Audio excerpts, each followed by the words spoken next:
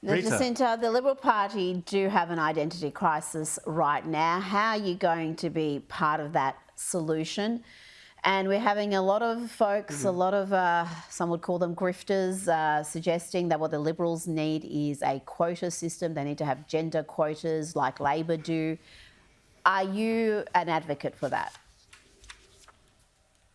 I'm certainly not an advocate for gender quotas. I never have been.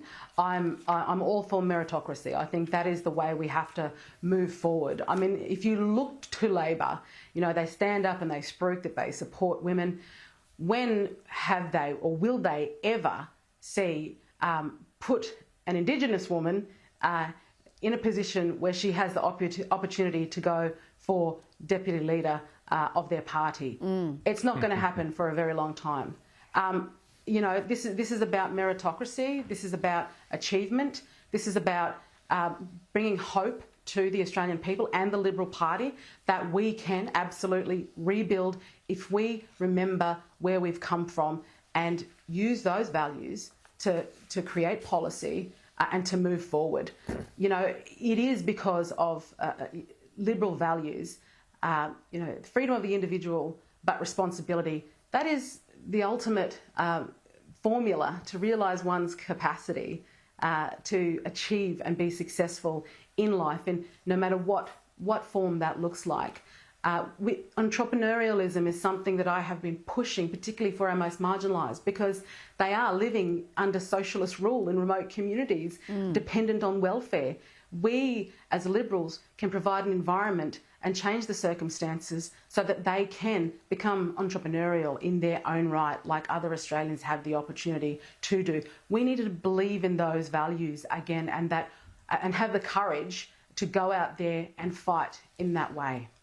James. Senator, I'm listening to you articulate these Liberal values in a way that I think is in some ways clearer and more precise than many in the Liberal Party managed to do during this past campaign, which brings me to the question then, you know, why did you decide to make this move across the hall from the Nationals to the Liberal Party, given that the Liberals have been in this, you know, identity crisis, which some have even suggested is existential? And how long had you been considering making this shift?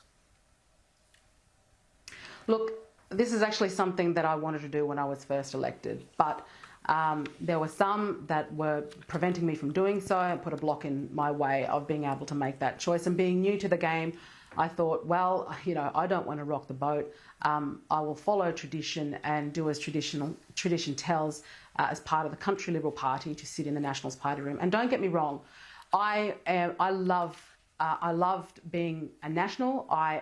We share the same values. I don't see that we don't share the same values. I have been very grateful for the opportunities that the National Party under David Littleproud's leadership have provided me. But I felt in this situation, we're faced with a crisis, and me feeling like I've inside truly I've been a Liberal. I wanted to make that step, and look, that step wasn't, you know, like that. There's been suggestions that I was being courted 5 days before the election. That's nonsense. There was no such courting going on. In fact, this decision, my wonderful husband reminded me, you know, a few days after the election, remember how you wanted to do this? Why don't you consider it this time? And I went, you know, you're absolutely right, because, and I think I've said it before, I tend to be one to, I guess, run toward danger, if you like, or help out where I can. Ultimately, I want to be effective. I want to help.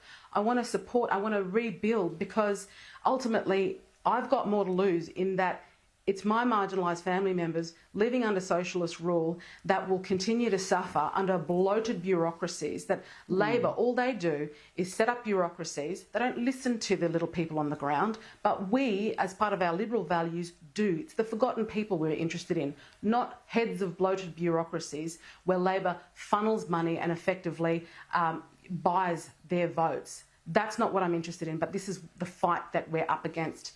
And given I've been experiencing this all my life, the opportunity is there. If I don't take it, it might not come.